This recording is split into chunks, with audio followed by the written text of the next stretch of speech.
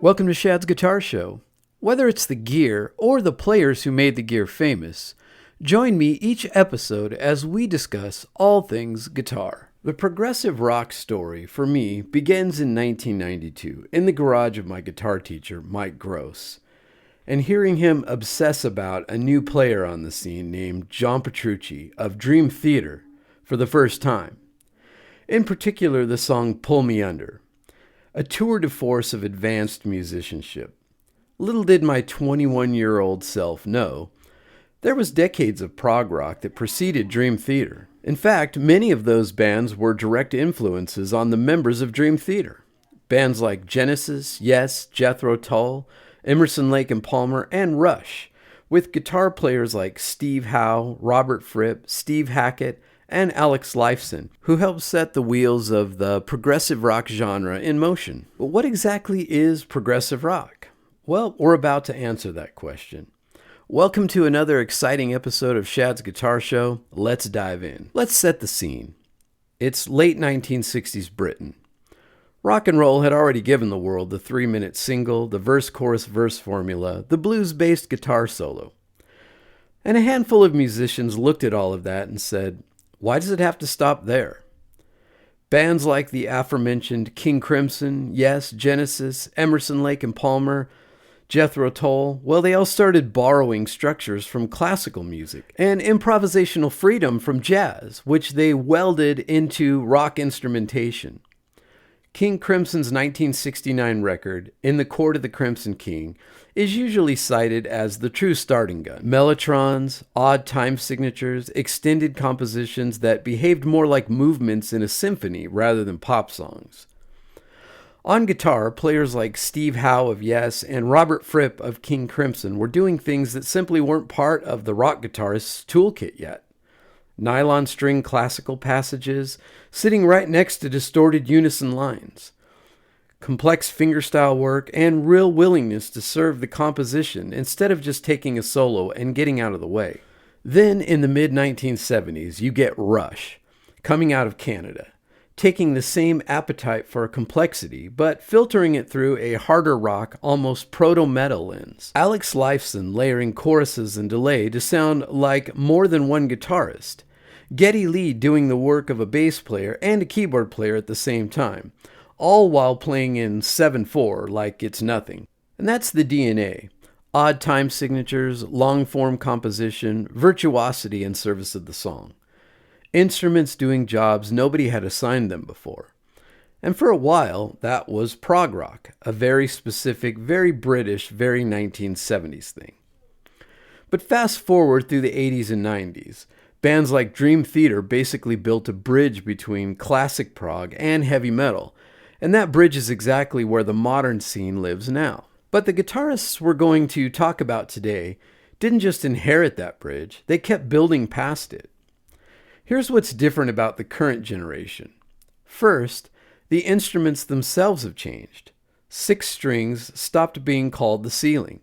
7, 8, sometimes 9-string guitars are common now, giving players a low-end register that used to belong exclusively to the bass.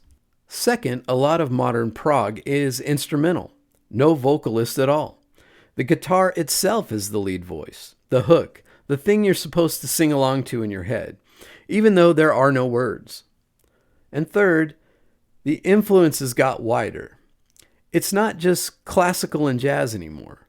Modern prog pulls from djent, the heavily palm-muted, low and syncopated metal sound Meshuggah pioneered, but also from hip-hop production, EDM, and even pop songwriting.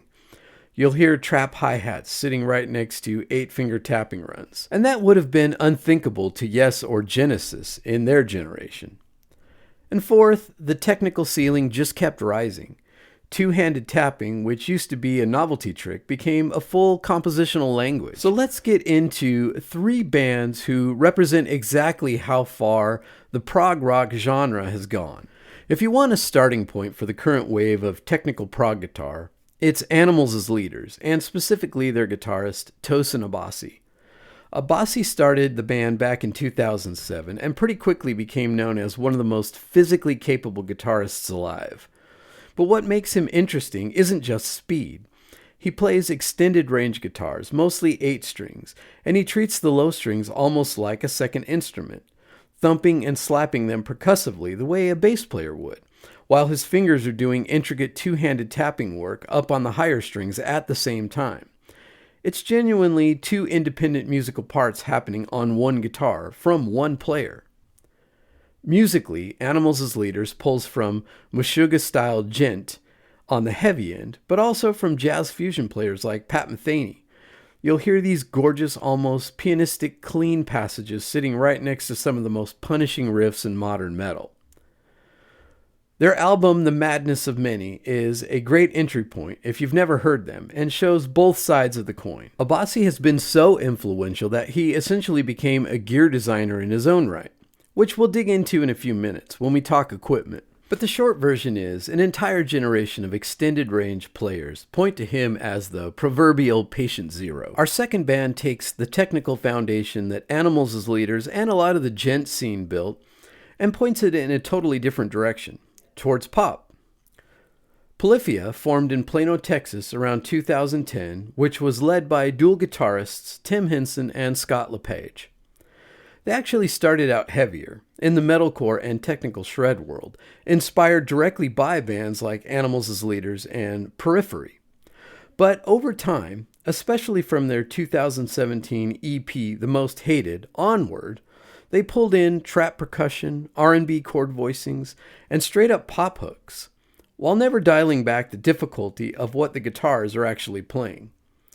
That's really the Polyphia trick. Tim Henson's playing is loaded with rapid, two-handed tapping and hybrid picking, but he wraps it in melodies that are genuinely catchy, almost singable, even though there's no singer. It's shred you could put on a pop playlist. Their 2022 album, Remember That You Will Die, even features a guest appearance from Steve Vai, which tells you exactly how seriously the old guard of virtuoso guitar players takes what these guys are doing. Henson, in particular, has become a legitimate mainstream guitar celebrity. Huge online following, his own signature Ibanez models, and he's arguably done more than anyone to make technical instrumental guitar look cool to a generation of listeners who'd never heard of King Crimson. Our third artist is the Australian guitarist and composer known simply as Plini. Real name Plini Rosler Holgate, and he represents yet another branch of this modern Prog family tree, the melodic, almost architectural side of it. Plini actually trained as an architect before committing to music full-time, and honestly, you can hear that in his music. His writing is less about pure shred for shred's sake, and more about space, structure, and how a composition is built. Long, patient builds, gorgeous layered clean tones, and solos that feel more like carefully placed melodies than displays of technical proficiency. His influences trace back to Satriani, Vai, John Petrucci, and Guthrie Govan, but his sound is distinctly his own. Warm, jazzy chord voicings, and a real sense of dynamics. What's notable about Plini is he built his following almost entirely independently, releasing EPs and albums like Handmade Cities and Impulse Voices on his own, without a big label pushing him.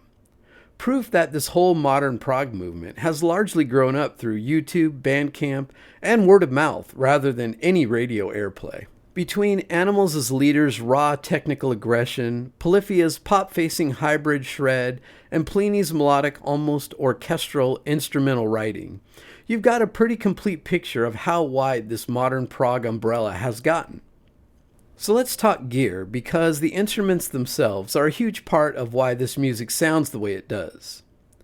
Extended range and multi-scale guitars.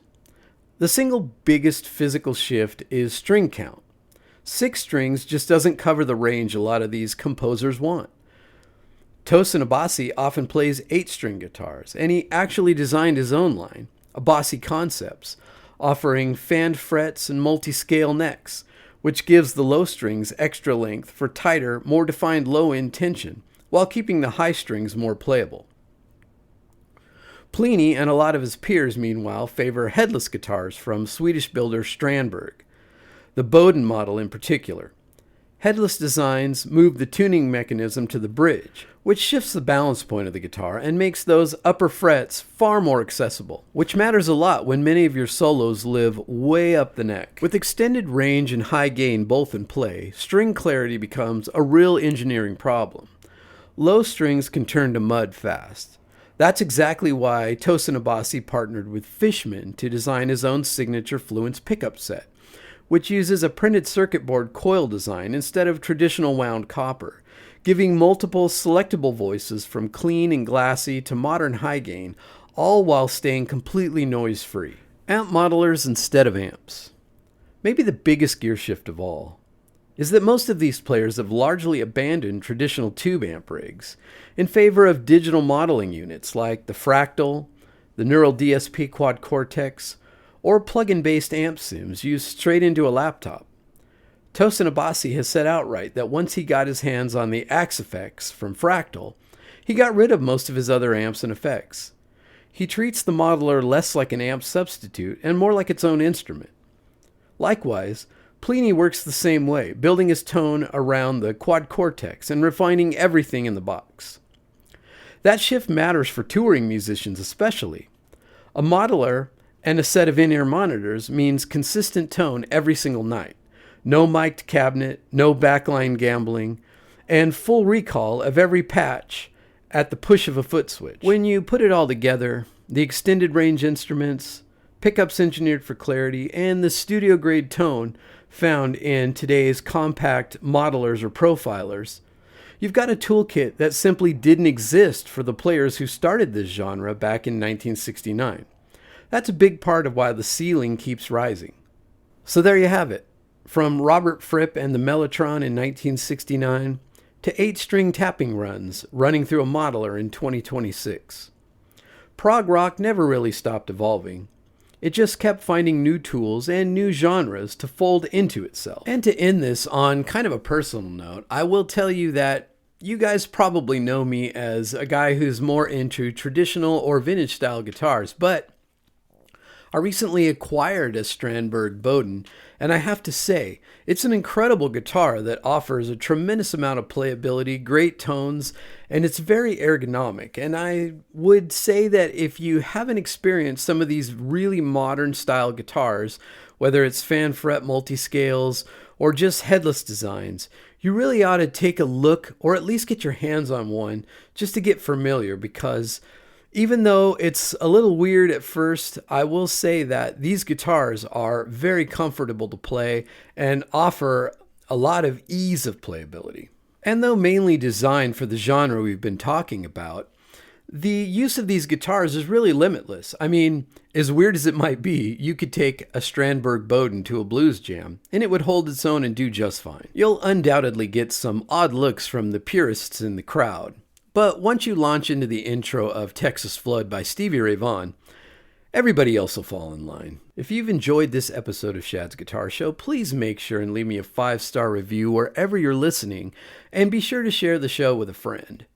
Also, when you're on YouTube next time, and you know you will be, probably very soon, make sure to head over to Shad's Guitar Show and subscribe.